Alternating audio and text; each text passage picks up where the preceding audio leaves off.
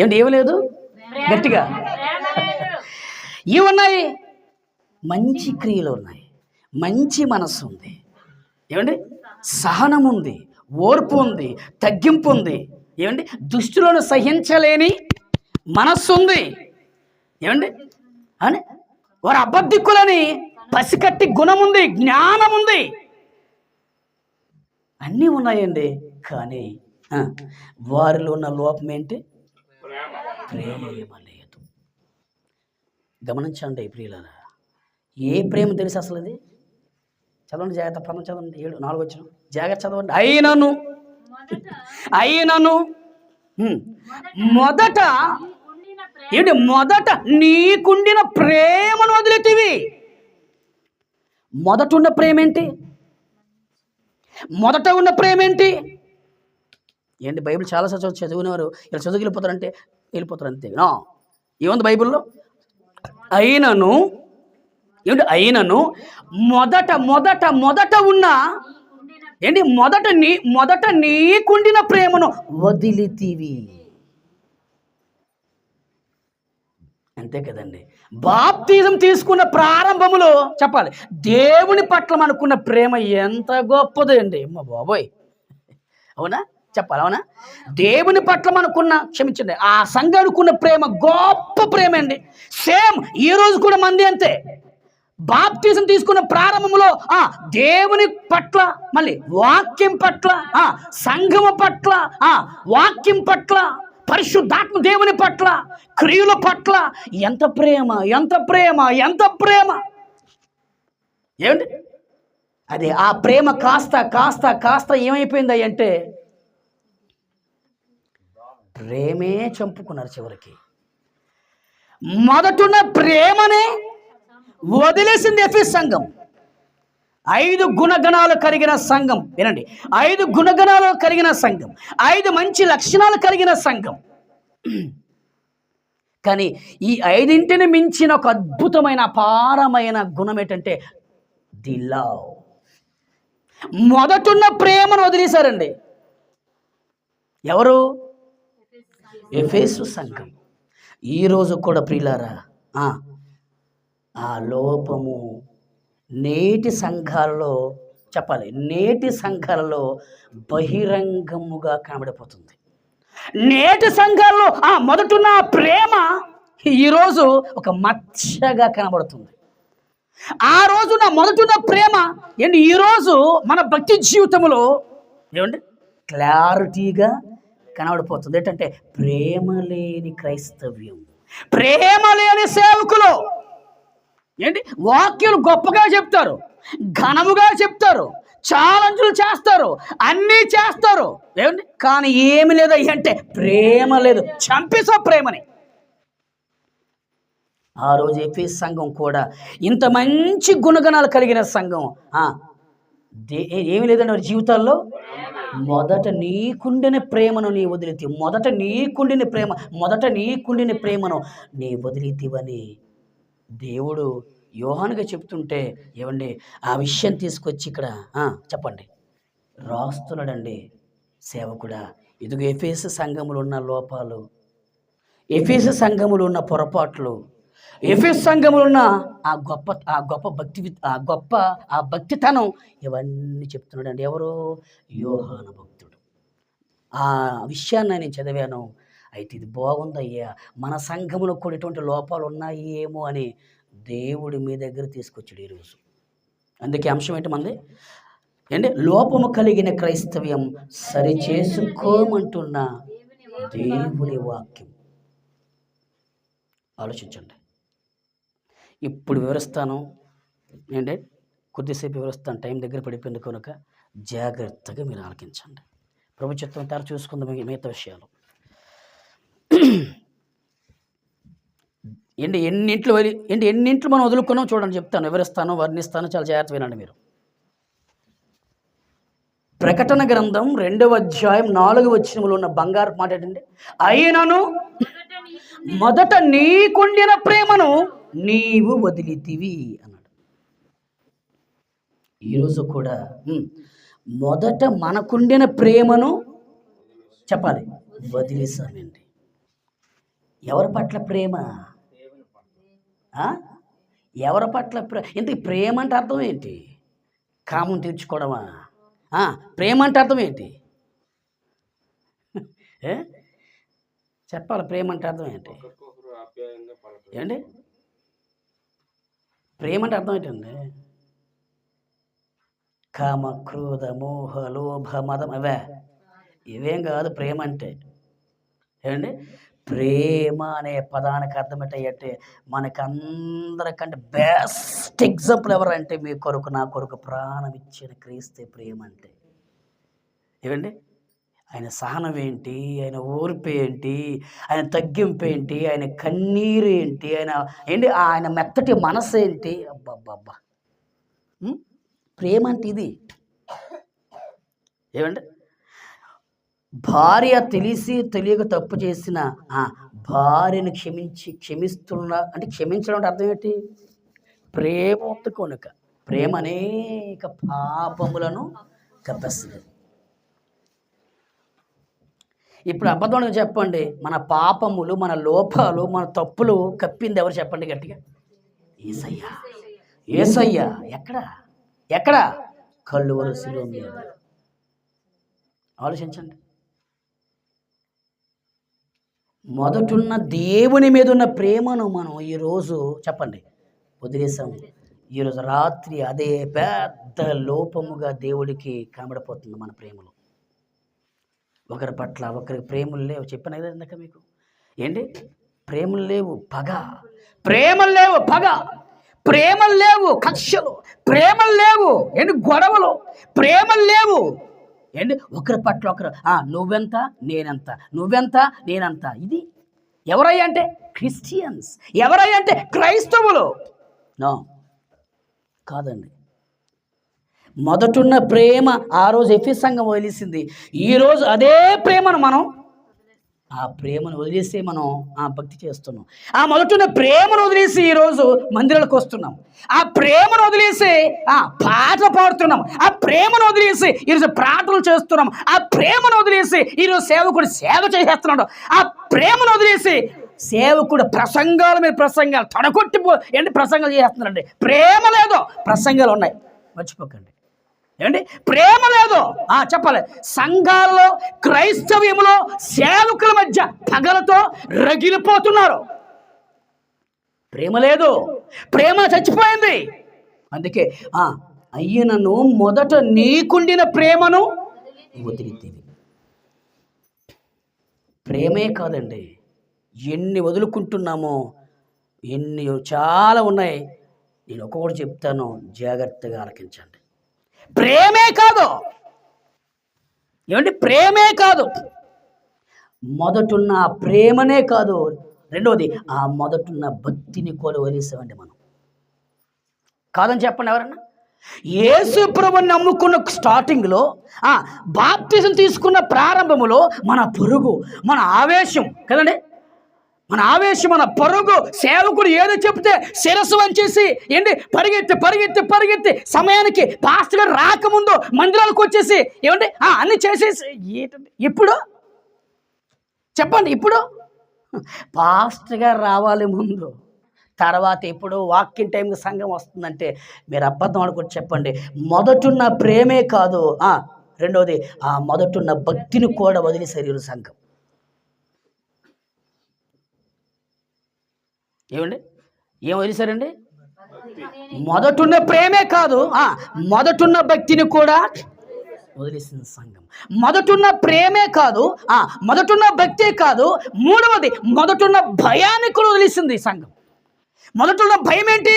అమ్మో టైం అయిపోతుంది, పాస్టర్ ఏమంటారో భయం. ఏమండి, అయ్యో దేవుడి పని చేయాలి, చేయకపోతే అమ్మో దేవుడు ఏమైనా శిక్షిస్తాడేమో భయం.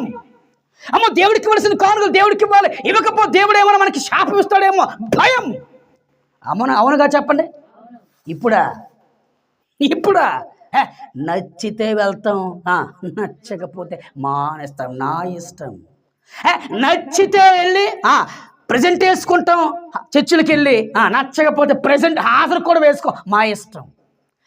నచ్చితే మా యొక్క జాబుల్లో మా ఉద్యోగాల జీతం, ఆ జీతం వచ్చే జీతాన్ని కానుక ఇస్తాం, లేకపోతే ఇవ్వం, మా ఇష్టం. ఏమి లేదు చెప్పండి గట్టిగా. మొదటున్న ప్రేమ అనకండి. మళ్ళీ ఇప్పుడు ప్రేమే కాదు, భక్తే కాదు, మూడోది భయము కూడా లేకుండా పోయిన సంఘానికి లోపం కాదు చెప్పండి. రండి, ఇదిగో లిస్టు. 2:30 గంటలు 3 గంటలు కూర్చొని తండ్రి పాదాల దగ్గర కూర్చొని ఎంత ఆలోచిస్తే కానీ ఇంత మ్యాటర్ నాకు దొరకదండి. మీరు నమ్మండి, ఎవడో చూసి రాయలేదు నేను. ఎవరి దగ్గర కూర్చుని పోయి చెప్పండి గురువు చెప్పండి, అయ్యా అలాంటి అయ్యి కాదు వీడు. నా తండ్రి పాదాల దగ్గర కూర్చుంటున్నప్పుడు అదిగో లిస్ట్ చూసారా ఎన్నో చూడండి.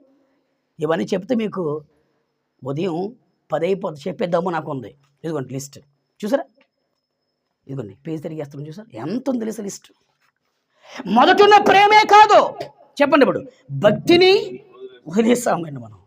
2 భయాన్ని కూడా వదిలేస్తాం. 4వది చెప్పంటారా, విశ్వాసం. మొదట్లో విశ్వాసం అంటే తెలుసా? అయ్యో నా కొరకు యేసయ్య ప్రాణం ఇచ్చాడు, ఆ క్రీస్తు కొరకు ఏదైనా చెయ్యాలి, విశ్వాసాన్ని కాపాడుకోవాలి. యేసు ప్రభు మనం చూడలేదు కానీ ఆయన అంటే గొప్ప చెప్పాలి, ఫెయిత్, విశ్వాసం. మరి ఇప్పుడు ఆ మొదటున్న విశ్వాసం సుమారుగా 10 సంవత్సరాల తర్వాత ఏమైపోయింది విశ్వాసం చెప్పాలి. మొదటున్న విశ్వాసం ఒక 5 సంవత్సరాల తర్వాత ఏమైపోయింది విశ్వాసం? అయిపోయింది, అవిశ్వాసం అయిపోయింది, అల్ప విశ్వాసంగా మారిపోయిందండి. లోపం కదా చెప్పండి. ఏమండి నెక్స్ట్ ప్రార్థన జీవితం. ప్రారంభంలో ఏంటి, బాప్తిని తీసుకున్న ప్రారంభంలో మన ప్రార్థన ఎలా ఉండదండి? మోకాలు చెప్పులు అరిగేవి, కన్నీరు వచ్చేది, హృదయం కరిగేది, గుండె కరిగేది, ఏడ్చేవారం, రోధించేవారం, పశ్చాత్తాపడేవారం. కానీ ఇప్పుడు చెప్పాలి, ఇప్పుడు ఆ పశ్చాత్తాపం లేదు, తగ్గింపు లేదు, ఆ ప్రార్థన జీవితం లేదు. ఏమైపోయింది ఇప్పుడు? అయిపోయింది, వదిలేసామండి. ప్రార్థన జీవితాన్ని వదిలేసాం. అప్పదాడు చెప్పండి, లోపం కాదా? అందుకేనండి ఇళ్లల్లో కూడా ప్రార్థన చేయనివారు, సంఘాల్లో కూడా మేము ప్రార్థన చేయము అంటే అర్థం ఏంటి? చేతగాని దద్దమలని కాదు అర్థం. ప్రార్థన రాదానికి, ప్రార్థన ఎలా చేయాలి రాదు. ఇంటి దగ్గర ప్రార్థన చేస్తే ఆ దేవుడితో ఎలా మాట్లాడాలో వాళ్ళు తెలుసు. అప్పుడు సంఘానికి వచ్చిన తర్వాత నేను చేస్తున్న ప్రార్థన అంటే అర్థం ఏంటి? దేవునితో మాట్లాడుట. నేను నా ఇంటి దగ్గర మాట్లాడతాను దేవుడితో, సంఘములో మాట్లాడడం నాకెట్టినప్పు చేస్తున్న ప్రార్థన లేదు చెప్పండి. నన్ను ఏమైపోయింది? వదిలేసింది సంఘం. లోపం కాదు చెప్పండి. ఏంటి, సంఘానికి వచ్చిన వారు పాడిన వారే పాడాలి పాటలు, ప్రార్థన చేసిన వారే 1-10 సార్లు ప్రార్థన చేస్తూనే ఉండాలి. మిగతా వారు మాత్రం చెప్పాలి, మిగతా వారు మాత్రం మీ క్రైస్తవులు కాదన్నట్టుగా ఏంటి చూస్తున్నారంటే అది కరెక్ట్, ఏది కాదు. జాగ్రత్త సరి చేసుకునే లోపాన్ని ఈరోజు నూతన సంవత్సరంకి వెళ్ళే ముందు, నూతన సంవత్సరంలో మరొక అర్ధ గంటలో వెళ్తున్నాం. మన లోపాలను సరి చేస్తుంది దేవుని వాక్యం, మర్చిపోకండి. చాలా బాధ అనిపిస్తుందండి. అందుకే ఇవన్నీ నా తండ్రి పాదాల దగ్గర కూర్చొని ఆత్మ సహాయాన్ని అడుక్కొని ఇవన్నీ నేను డ్యూటీకి వెళ్ళే ముందు రాసిన మాటలు, ఇవన్నీ డ్యూటీలో కూర్చొని వ్యాన్లో కూర్చొని రాసిన మాటలు, ఇంటి దగ్గర కూర్చొని రాసిన మాటలు, వేకుజాముని 4 గంటలు లేచి మంచం మీద కూర్చొని ప్రార్థన పూర్వకంగా తయారు చేసిన సబ్జెక్ట్ ఇది. తప్పనే మగాడు ప్రపంచంలో ఎవడు లేడో. It's a challenge. ఎన్నున్న దేశం మన లోపాలు, ప్రేమ లేదు, భక్తి లేదు, భయం లేదు, విశ్వాసం లేదు, ప్రార్థన జీవితం లేదు, చివరికి మంట లేదు. మనకి మంట ఏంటి? ఒక ఇల్లు కట్టాలి, మంట. చెప్పాలి, ఉద్యోగం, ఒక జాబ్ను కొట్టాలి, మంట. పరీక్ష పాస్ అయిపోవాలి ఎలాగైనా సరే, మంట. పిల్లలను కనేయాలి, మంట. చెప్పాలి కాదా? చెప్పండి. ఎలాగైనా నేను అనుకున్న కారు, నేను అనుకున్న వస్తువు, నేను అనుకున్న బంగారు కొనియాలి, మంట. మరి దేవుని సంబంధమైన మంట ఏది? ఎలాగనే పాట నేర్చుకోవాలి, మంట. నేను మా సేవకుల వాక్యం చెప్పాలి సంఘాల్లో, ఏదయ్యా మంట? ఏమండి ఆలోచించండి దయతో ప్లీజ్ యవనస్తులు మీరు. ఏమండి ఒక యవ్వన సేవకుడు కూడా నాకెంత బాధ, ఎంత మంట అయితే నా ద్వారా దేవుడి మీతో ఈ మాట్లాడుతున్నప్పుడు కనీసం ఒక్క మాటనే మీ హృదయాన్ని కదిలించదా అని ఈరోజు రాత్రి నా కంగలార్పు. ఏమండి మంట లేదు, సెగ లేదు, సెగ అందుకే నేర్పించినాడు వాళ్ళకి. ఎందుకే ఏంటి రణమా మరణమా నేర్పించానండి. పోయింది, ఫెయిల్. ఏంటి మంట, ఆ మంట లేకపోతే వినండి, మంట లేకపోతే ఏమండి దేవుని కొరకు బ్రతకలం ప్రియులారా. నేను చాలా సీరియస్ చెప్తున్నాను ఒక సేవకుడిగా. నాకంటే పెద్దలు ఉన్నారు, ఏమండి నాకంటే వయసులో పెద్దలు ఉన్నారు, కుటుంబపరంగా పెద్దలు ఉన్నారు, లోకపరంగా పెద్దలు ఉన్నారు, లోకపరమైన జ్ఞానపరంగా జ్ఞానంలో పెద్దలు ఉన్నారు, మంచిది. కానీ ఏంటి ఆత్మపరంగా ఆత్మానుసారమైన మంటమైన జీవితం లేకపోతే చెప్పండి, మీరు ఎంత పెద్దోళ్ళైనా దేవుడి దగ్గర మా దగ్గర జీరోలే. మీకు అర్థమవుతుంది నా భాష, నా బాధ? చూసారా ఎన్నో ఉన్నాయి లోపల మనమే. అందుకే తయారు చేశాడు దేవుడు అండి. ఆశీర్వాదాల గురించి దీవెన గురించి కాదండి మన భక్తి. ఈ ఆశీర్వాదమా రేపు చెప్తాను, ఇంకా మీకు సరదా అయితే. దీవెన మీకు చెప్పండి, రేపు చెప్తాను, చూద్దరు మా బాగా, అది కూడా చెప్తాను మీకు. ఆలోచించండి. అర్ధరాత్రి ఏమండి ఏం పోయింది మనకి? ప్రేమ, నెక్స్ట్ భక్తి, నెక్స్ట్ భయము, నెక్స్ట్ విశ్వాసం, నెక్స్ట్ ప్రార్థన జీవితం, నెక్స్ట్ మంట. అయ్యగారు పిలుస్తున్నారు, ఎలాగైనా వెళ్ళాలి సహకారులుగా. అయ్యగారు పిలుస్తున్నారు, ఎలాగైనా సారి వెనక పరిగెత్తాలి. ఒకప్పుడు మంట, అది ఎండైనా, వర్షమైనా, మంచు అయినా, వడగాలుపైన, గడ్డలైనా, డబ్బు లేకపోయినా. కానీ ఇప్పుడు చెప్పండి మరి, ఇప్పుడు చచ్చిపోయింది మంట, ఆరిపోయింది మంట. లోపం కాదా మరి మనం? లోపం. అందుకే ఈ సంవత్సరం లాస్ట్ జస్ట్ మరొక్క 25 నిమిషాల్లో నూతన సంవత్సరంలోనికి అడుగు పెడుతున్నాం.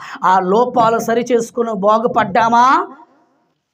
2025 సంవత్సరం అంతా కూడా దేవుడు మనందరూ కూడా ఏంటి